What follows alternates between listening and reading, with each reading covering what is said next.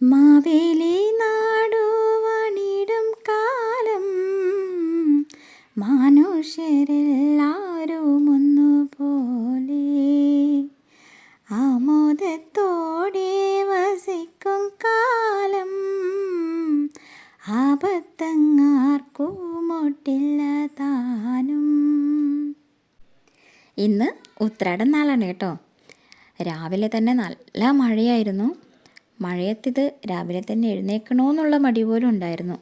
പക്ഷേ ഉത്രാടമാണ്, ഒരുക്കാൻ ഒത്തിരി കാര്യങ്ങളുണ്ട്. അതുകൊണ്ട് തന്നെ നേരത്തോടെ എഴുന്നേറ്റ് വരുമ്പോൾ തന്നെ നല്ല മഴയുമായിരുന്നു. അപ്പോൾ കുറച്ച് സമയം ഒന്ന് മഴയൊക്കെ നോക്കി നിന്നു. അതിന് ശേഷമാണ് രാവിലത്തെ കാര്യങ്ങളൊക്കെ ചെയ്യാൻ തുടങ്ങിയത്. ഉത്രാടത്തിന് സദ്യയാണ് കേട്ടോ ഉണ്ടാക്കുന്നത്. സാധാരണ ഞങ്ങൾ അങ്ങനെ തന്നെയാണ്. ഉത്രാടത്തിന് സദ്യയും തിരുവോണത്തിന് ബിരിയാണിയും. അപ്പോൾ പൊതുവേ കണ്ണൂരുകാർ അങ്ങനെ തന്നെയാണ് ഒട്ടുമിക്കതും. ഞാൻ കേൾക്കുന്നതും കാണുന്നതും ഒക്കെ അങ്ങനെയാണ് കേട്ടോ. എല്ലാവരും അങ്ങനെയാണ് എന്നല്ല. സദ്യയ്ക്ക് ഒരുക്കാൻ ഒത്തിരി കാര്യങ്ങളുണ്ട്. പക്ഷേ ഞാൻ ആദ്യം തന്നെ നമ്മുടെ രാവിലത്തെ ബ്രേക്ക്ഫാസ്റ്റിന് വേണ്ടിയിട്ടുള്ള കാര്യങ്ങളാണ് നോക്കുന്നത്. ഇന്ന് പുട്ടും ചെറുപയറും ആക്കാമെന്ന് വെച്ചു. അപ്പോൾ അതിനിടയ്ക്ക് ഞാൻ പുട്ടിനൊക്കെ നനച്ച് വെച്ചിട്ടുണ്ട്.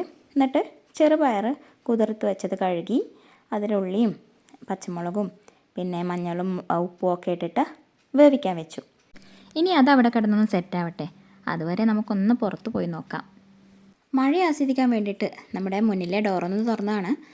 നോക്കുമ്പോൾ നല്ല മഴയായിരുന്നു. അങ്ങനെ മഴയും കണ്ട് കുറച്ച് സമയം അവിടെ ഇരുന്നു. അപ്പോഴത്തേക്കും നമ്മളുടെ കുക്കറൊക്കെ ഒരു 2-3 വിസിലടിച്ചിട്ടുണ്ട്. അത് കേട്ടുകൊണ്ടാണ് അടുക്കളയിലോട്ട് പോയത്. എന്നിട്ട് കുതിർത്ത് വെച്ച അരിപ്പൊടി നന്നായിട്ടൊന്ന് കുഴച്ച് വേവിക്കാൻ വെച്ചു.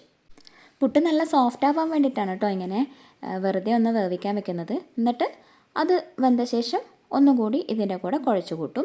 അപ്പോൾ പുട്ട് വൈകുന്നേരം ആയി കഴിഞ്ഞാലും നല്ല സോഫ്റ്റായിട്ട് തന്നെ ഇരിക്കും. അങ്ങനെ പുട്ടൊക്കെ നിറച്ച് വെച്ച് കറിയൊക്കെ ആക്കി എന്നിട്ടാണ് അടുത്ത പരിപാടിയിലോട്ട് കടന്നത്. ഓണം പ്രമാണിച്ചിട്ടുള്ള ഡീപ്പ് ക്ലീനൊക്കെ ഞാനന്ന് വീഡിയോ ഇട്ടായിരുന്നല്ലോ അല്ലേ? എല്ലാവരും കണ്ടിട്ടുണ്ടാവുമെന്ന് വിചാരിക്കുന്നു. കാണാത്തവരൊന്ന് പോയിട്ട് കാണണം. എന്നെ സപ്പോർട്ടൊക്കെ ചെയ്യണം കേട്ടോ. പിന്നെ ഇന്നലെ ഒന്നുകൂടി ഞാൻ അടിക്കുകയും തുടയ്ക്കുകയൊക്കെ ചെയ്തിരുന്നു. അതുകൊണ്ട് അപ്പണിയൊന്നും ഇന്നില്ല. ഇന്നിതുപോലത്തെ വെക്കലും അതുപോലുള്ള പണികളാണ്. എന്നാലും മുറ്റമൊക്കെ ഒന്ന് അടിച്ചു വാരിയിട്ട് ബാക്കി കാര്യങ്ങളൊക്കെ ചെയ്യാമെന്ന് വിചാരിച്ചു. രാവിലെ എഴുന്നേറ്റപ്പോൾ തന്നെ മുറ്റം അടിക്കണം എന്നൊക്കെ വിചാരിച്ചതായിരുന്നു. പക്ഷെ അപ്പോൾ നല്ല മഴയുണ്ടായിരുന്നു. അതുകൊണ്ട് തന്നെ ഇത് കുറച്ച് ലേറ്റായിപ്പോയി. എന്നാലും വലിയ ധൃതിയിലൊന്നല്ല ഞാൻ ചെയ്തത്. സാവധാനം ചെയ്യാമെന്ന് വിചാരിച്ചു. വേറെ ആരും പുറത്തുനിന്നൊന്നും വരാനില്ല, ഞങ്ങൾ മാത്രമേ ഉള്ളൂ. അതുകൊണ്ട് തന്നെ നമുക്ക് നമ്മളുടെ സമയത്തിന് തന്നെ എല്ലാം ചെയ്യാമെന്നുള്ളൊരു ധൈര്യമാണല്ലോ ഉണ്ടാവുക. സദ്യയ്ക്ക് പച്ചടിയാക്കണം.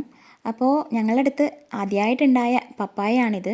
നിന്നിട്ട് വർഷം ഒന്നായിട്ടുണ്ടെങ്കിലും പപ്പായ തൈയൊന്നും നേരാവണ്ണം നന്നാവുന്നുണ്ടായിരുന്നില്ല. അപ്പോൾ ഇത് ഞാൻ ഒരു ചട്ടിയിൽ നിന്ന് പൊരിച്ചിട്ട് വെറുതെ അവിടെ നട്ടതായിരുന്നു. അതിൽ ഒരു 2-3 ഉണ്ടായിട്ടുണ്ട്. അതിൻ്റെ അകത്തുനിന്ന് ഒരു വലിയ ഒരു പപ്പായ തന്നെ പറിച്ചെടുത്തു. എന്നിട്ട് പച്ചക്കറികളൊക്കെ നിരത്തി വെച്ചിട്ടുണ്ട്. ഓരോന്നും ഓരോ വിഭാഗമാക്കി മാറ്റി. എന്നാൽ പിന്നെ മുറിക്കുന്ന ആൾക്കും എടുത്തു വയ്ക്കുന്ന ആൾക്കും ഒക്കെ അതൊരു എളുപ്പമാവുമല്ലോ. അങ്ങനെ പോയിട്ട് വേഗം ഒരു കുളി പാസ്സാക്കി കുളിച്ച് വിളക്കൊക്കെ വെച്ചിട്ടാണ് പിന്നെ സദ്യക്കുള്ള വട്ടങ്ങളൊക്കെ നോക്കുന്നത്.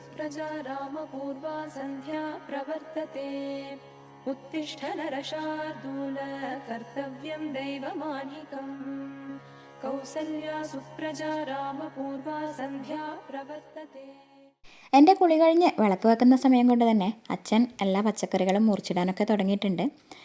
അപ്പോൾ പൂവും കൂടി ഇട്ടിട്ട് അകത്തോട്ട് കയറാമെന്ന് വെച്ചു. ഇപ്രാവശ്യത്തെ മഴയുടെയാണെന്ന് തോന്നുന്നു, പൂക്കളൊന്നും നേരാവണ്ണം ഉണ്ടായതേ ഇല്ല. ഉള്ള പൂക്കളൊക്കെ വെച്ചിട്ട് അങ്ങനെ ഒരു പൂവിടും. പിന്നെ എവിടെയും പൂവിന് തേടി പോകാനുള്ള സമയം ഉണ്ടാവാറില്ല, അതിന് മെനക്കെടാറില്ല. ചെറുപ്പത്തിലൊക്കെ ആണെങ്കിൽ എല്ലാ പറമ്പത്തും കയറി ഇറങ്ങി പൂക്കളൊക്കെ ശേഖരിച്ചിട്ടാണ് വരിക. പക്ഷേ ഇപ്പോൾ ഉള്ളത് കൊണ്ട് ഓണം പോലെ എന്ന് പറഞ്ഞതുപോലെയാണ്. അങ്ങനെ പൂവൊക്കെ ഇട്ടിട്ട് ഞങ്ങൾ നേരെ ബ്രേക്ക്ഫാസ്റ്റ് കഴിക്കാനിരുന്നു. പുട്ടും ചെറുപയറൊക്കെ കഴിച്ച് സദ്യയുടെ ഒരുക്കങ്ങളിലേക്കാണ് ഇനി പോകുന്നത്. അപ്പോൾ അച്ഛൻ എല്ലാം റെഡിയാക്കി വെച്ചിട്ടുണ്ട്.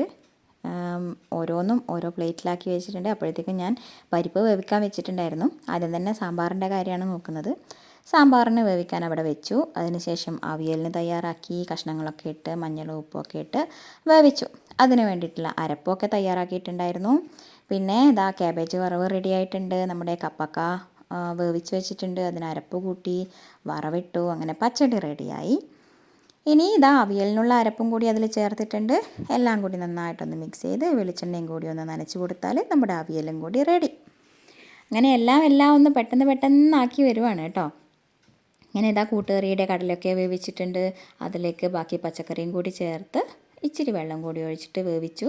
എന്നിട്ട് തേങ്ങയൊക്കെ ചേർത്തിട്ട് നന്നായിട്ടൊന്ന് മിക്സ് ചെയ്തു.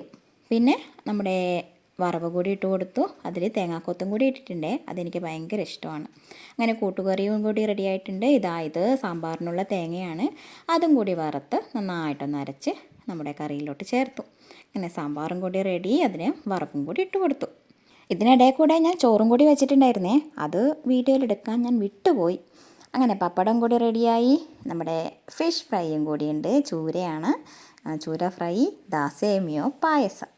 അങ്ങനെ നമ്മുടെ ഉത്രാട സദ്യ ഇവിടെ റെഡി ആയിട്ടുണ്ട്. പച്ചക്കറികളൊക്കെ മുറിച്ച് കിട്ടിയാൽ തന്നെ നമ്മുടെ പണി പകുതിയും തീരും. അതുകൊണ്ടാണ് എനിക്ക് ഇത്രയും പെട്ടെന്ന് തന്നെ ഇങ്ങനൊരു സദ്യ തയ്യാറാക്കാൻ വേണ്ടിയിട്ട് സാധിച്ചത്. കറികൾക്കുള്ള തേങ്ങ ഏട്ടൻ ചെറിയ തന്നിട്ടുണ്ടായിരുന്നു. അപ്പോൾ എനിക്ക് ഓരോന്നിനും വേണ്ട അരപ്പ് തയ്യാറാക്കണം. പിന്നെ എല്ലാം ഒന്ന് റെഡിയാക്കി വേവിച്ച് അവിടെ വെച്ച് കഴിഞ്ഞാൽ ആ അരപ്പ് കൂടി ചേർക്കണം. അതുകൊണ്ട് തന്നെ നമ്മുടെ സദ്യ പെട്ടെന്ന് തന്നെ ഉണ്ടാക്കാൻ കഴിഞ്ഞു. വലിയൊരു പണിയായിട്ട് എനിക്ക് തോന്നിയിട്ടേ ഇല്ല. അപ്പോൾ ഇനി സദ്യ വിളമ്പുവാണ്. അച്ചാർ വിളമ്പി, പിന്നെ നാരങ്ങാക്കറി ഞാൻ ഇന്നലെ തയ്യാറാക്കി വെച്ചിട്ടുണ്ടായിരുന്നേ. പച്ചടി, ക്യാബേജ് വറവ്, ചിപ്സ്, ശർക്കര വരട്ടി, പിന്നെ അവിയൽ, കൂട്ടുകറി, പപ്പടം, പിന്നെ ഫിഷ് ഫ്രൈ.